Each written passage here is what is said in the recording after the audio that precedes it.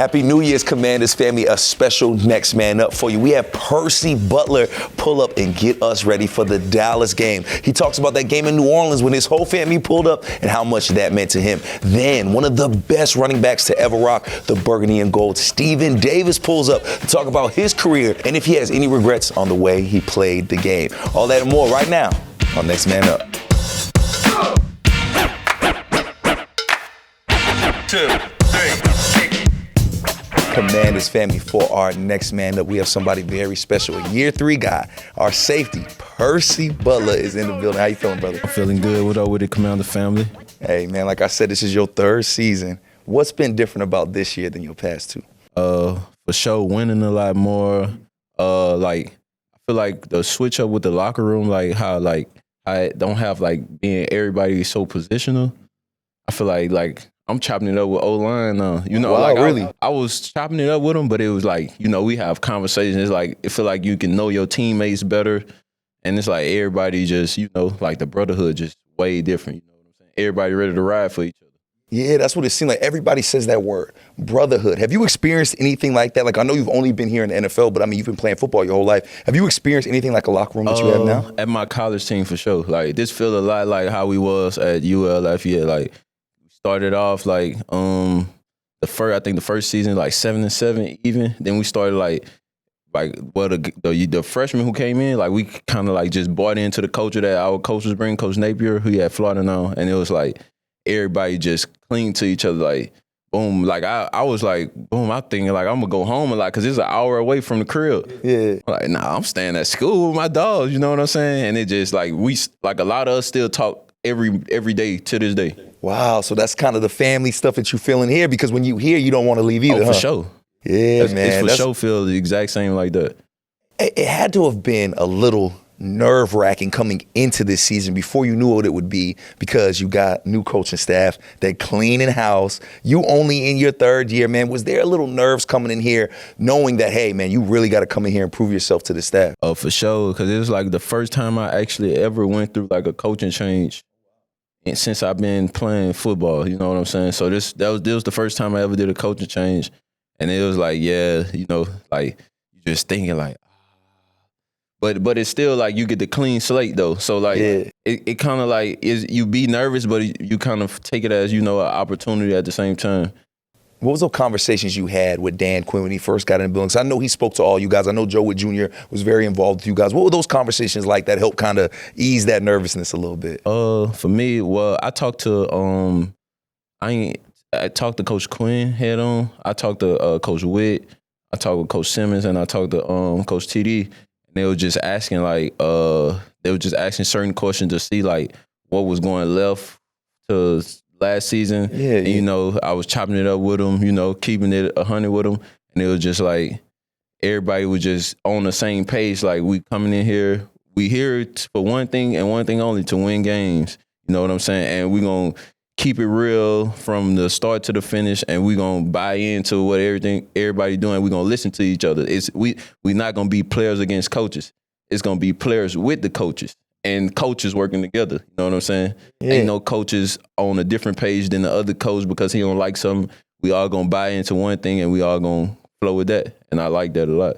So you got that brotherhood and camaraderie with not only your teammates, but the coaches as well. How has that affected the on-field product for you, just in particular? How has that affected you on the field, in your opinion? On field, I say, because it's like seeing like we have something we call looks to own and stuff like that. And it's like, you buy in more to what they saying. I feel like this year, this the most I've learned since I've been in the league, for sure. Like this the most I've learned from the last 2 years. This the most I've learned, and I feel like that's gonna help my game just go to a whole nother step. So what about this year is making you learn so much? Is it those things you mentioned, just the brotherhood and just the coaches, y'all being on the same page, or have you taken a different approach to the game this season? I'm gonna say what's helping me learn a lot more is like coaches just, like boom, he is like keeping the gray out of things, you know what I'm saying? Like, okay. And he like, like this field, the NFL field different from a college field. And it's like, boom, he talking about looking at the numbers, like a receiver lining up close. Like it just a lot of stuff that the coach is teaching and they going over it, they making sure like they'll tell you like they'll say it twice, to make sure you remember. So it's like it's how they delivering the product. That's what I'm gonna say. That's very interesting too, because you're playing under a defensive coordinator that's never been a defensive coordinator before. But we all know about Joe Witt Jr. and what he does, especially with people from the secondary, man. What have you taken from him and learned from him this season that you're going to be able to use for the rest of your career? For sure, like how he preach about the ball, like get the ball. Get the ball. Get the ball. That's for sure. Like that's number one. Like the ball is number one. No matter what, get the ball. Yeah, and we've seen that secondary room change too. And you add a safety like Jeremy Chin, who comes in. I talked to Quan about kind of his leadership. Even though Chin's kind of a quiet guy, he makes an impact on you guys. Can you talk about that a little bit and what Jeremy Chin has brought to this team? Chin for sure bring that. Like he just a savage, like Chin is a guy who even if he ain't in, he cheering on the guys, and it's like you want to root for a guy like that. You know what I'm saying? Like a guy who gonna come in and if he see you mess up something, he gonna help you out. And if he was to mess up something, he'll ask you like, what I did wrong, you know what I'm saying? And he'll ask you like he won't help and he want to win and he want to help everybody around. So it's like it's easy to follow a guy like that, you know what I'm saying? Yes, sir. And then talking about following a guy, you got Dan Quinn now. You guys had that conversation coming into the season, but then you don't really know how things are going to play out because, again, Dan Quinn's getting his first time as a head coach for it. It's been a while since he's been able to do that, man. Talk about Dan Quinn a little bit and how he's really set the tone for this entire team. Because I see you smiling right now. Just mention it, though. Oh, yeah. Like, DQ, bro, he just a dog, like, he just like, he don't even make you feel, he your head coach, but he make you feel like, he in the brotherhood too. He make it feel like he a player. Like he just so cool. What up, dog? Like he see you. What up, dog? He dapping you up. He ain't like you ain't gotta like straighten up your tie and stuff when you see him. Walk a straight line. You know what I'm saying? He just make you so comfortable with being here. He just make you feel welcome. You know what I mean? Yeah, for sure, and man. He make you want to run through a brick wall for him because like he a real genuine guy and he mean like good about everybody in here. You know what I'm saying? He want everybody to do good. And it's funny because all y'all say the same exact thing. And even looking at this passing defense, man, we've been top 5 in the league damn near all year. Do you feel we've seen the true potential of what this defense, especially this secondary, can do? Nah, I don't say we ain't there yet because like we learning new plays and it's like we playing like with different flavors, So everybody still, like we getting there, but everybody's still getting comfortable into the calls and like adding their own little swagger to the playing style and the calls and stuff like that. So I feel like we ain't hit our peak potential yet, but like it's real high, like.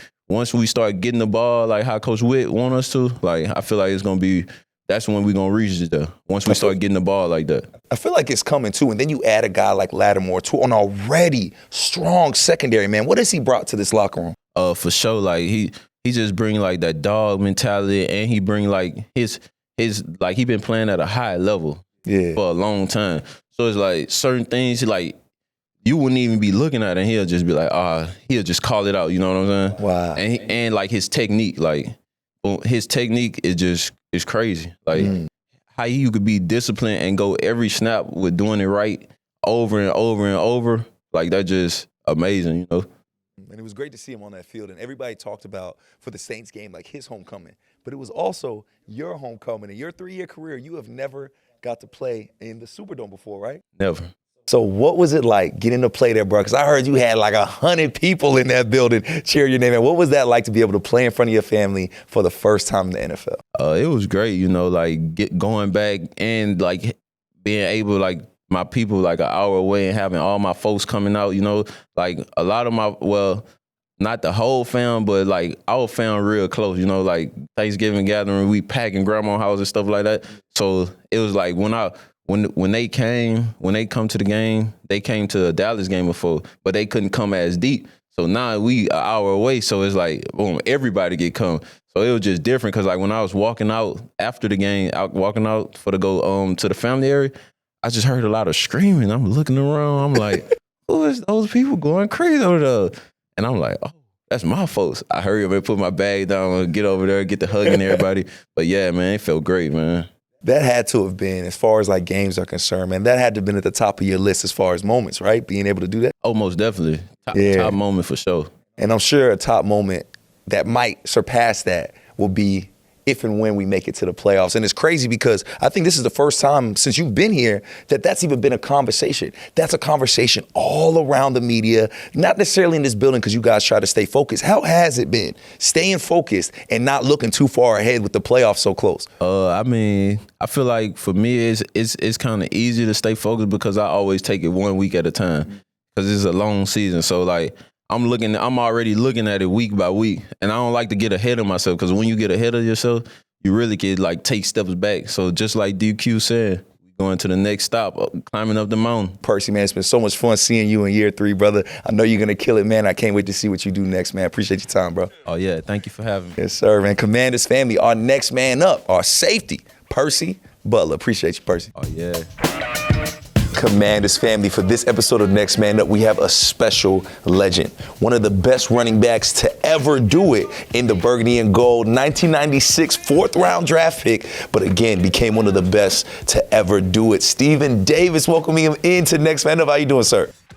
I'm doing good, man. How about yourself? Oh, man, I'm blessed, man. It's always great talking to the legends, especially ones that have done so much for this game, that have just done so much for the burgundy and gold. It's always fun, man. So let's get right into it. I said it, 4th-round pick by the Washington Redskins, man. Back then, when you get that 4th-round pick, when you get called that you're coming to Washington, man, what goes through your head?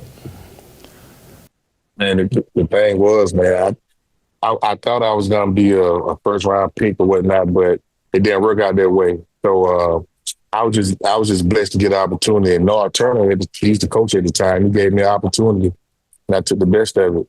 And not only that, man, when I came in, I had an opportunity to learn from some of the greatest professional athletes I've ever been around. There was Leslie Shepard, Brian Mitchell, Terry Allen.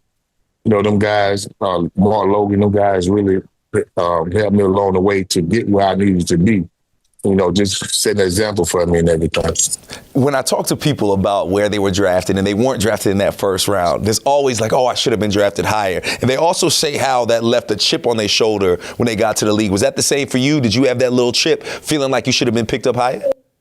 Yeah, I had a chip on my shoulder, but, you know, I think it motivated me a lot to do some things that I was able to do. And like I say, not only that, man, I just want to go out there and compete. Because I love playing football, and I was able to be with a great organization with the Washington, and I just want to go out there and have fun, man, and do what I do best, man.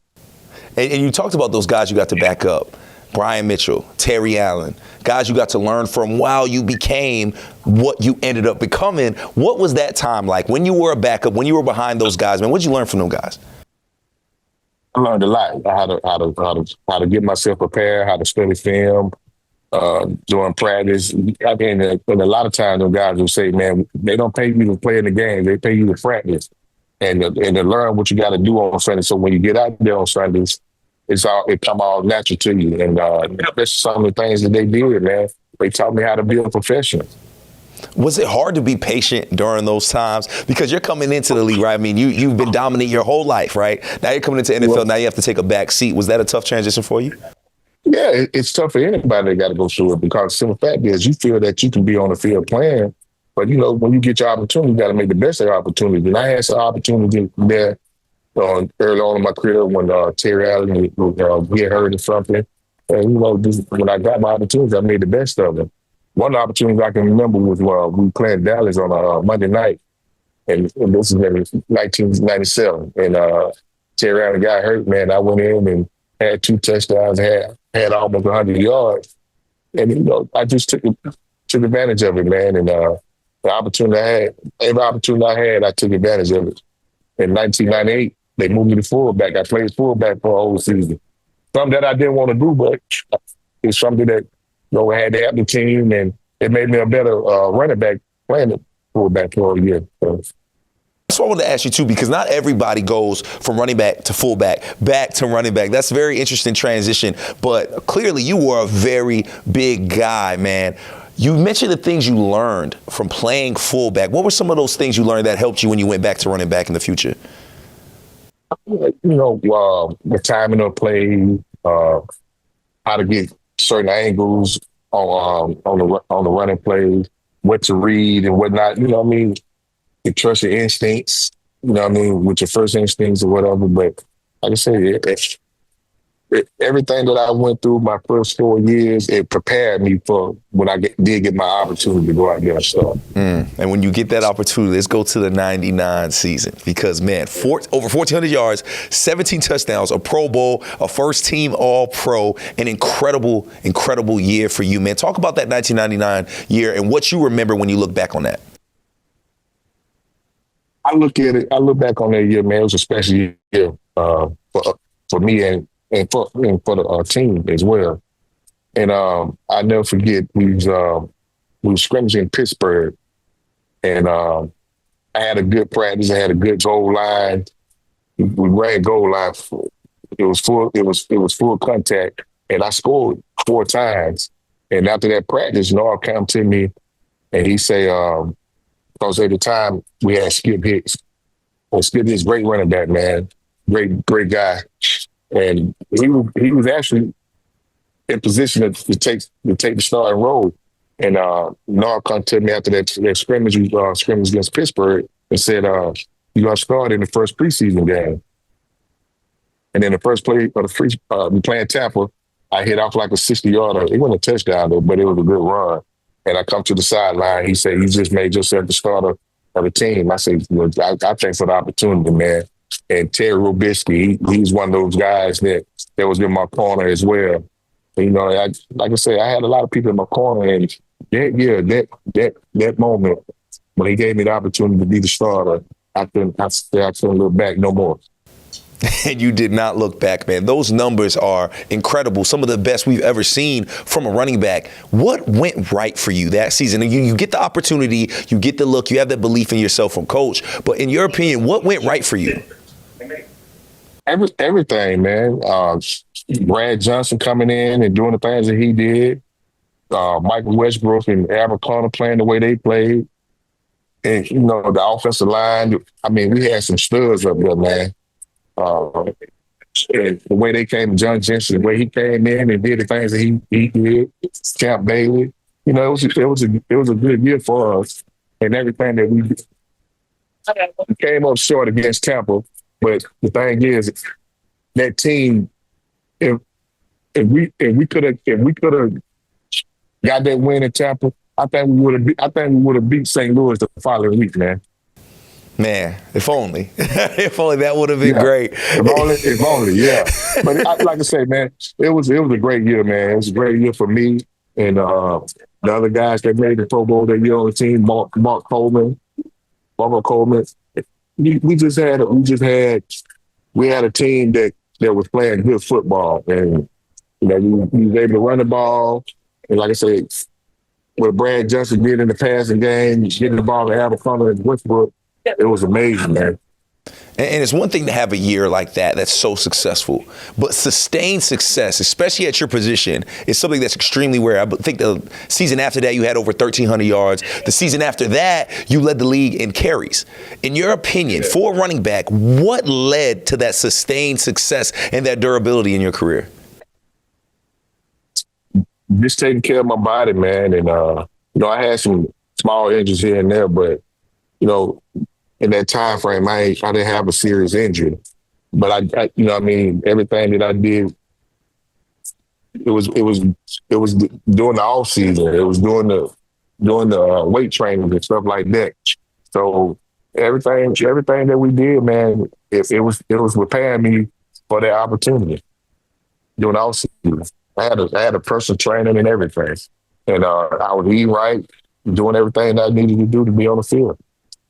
And you didn't just play for the Redskins, you also played for Carolina too, which was your hometown team. But when you go back and look at your time in Washington, this is the team that drafted you, this is how you started your career. What are your favorite memories when you think about rocking that burgundy and gold and playing for this team? Having the opportunity to play at RFK, man, that was special. And, you know, to have an opportunity to go in the stadium and be around and play on the same field as some of the legends that came before I came, you know what I mean? So that was amazing.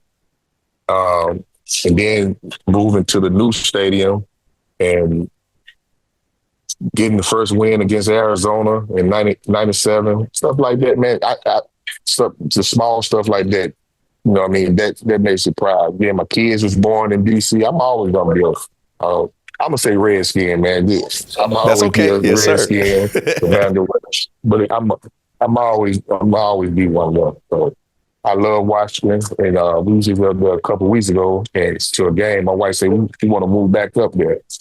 And I was like, you sure you want to move back to D.C.? But, you know what I mean? I have fun memories up there, man. And I wouldn't change for nothing in the world, man. Man, I don't know. There's no better time to be in the DMV than right now. Wife, you might be on to something, man. And we would love to have you back here in the fold. Yeah, she might be on to something. But the thing is, man, I'm enjoying it.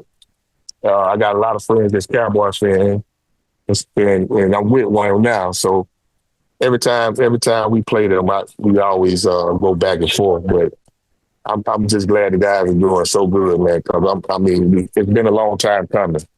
And with the guys they got there now, man, and the quarterback, the way he's playing, it's lights out.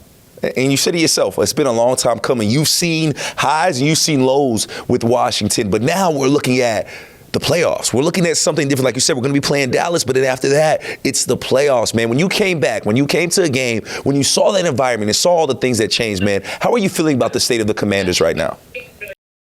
Man, I feel great, man. I mean, not only that, you know, they bringing all the legends back and everything, but the way they are playing on the field.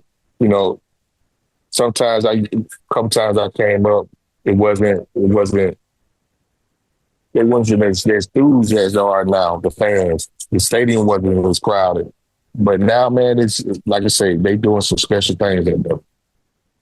And I'm proud to say I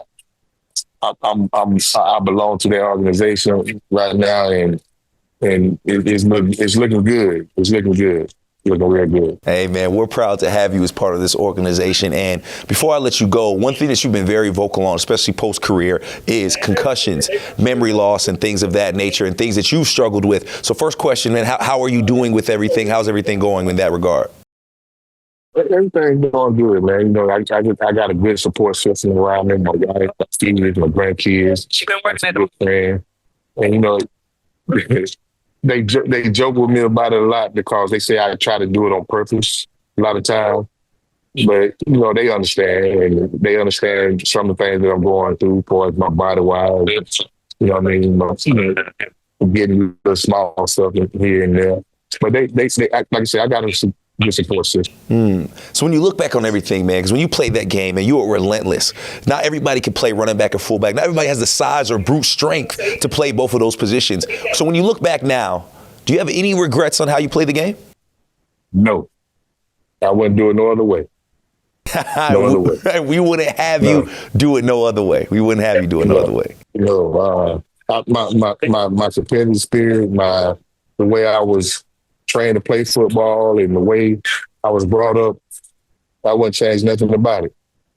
And we love that, man. We wouldn't change nothing either. And you mentioned you were a Cowboys fan right now. I know you love making that Cowboys fan upset. We have a game this Sunday against the Dallas Cowboys.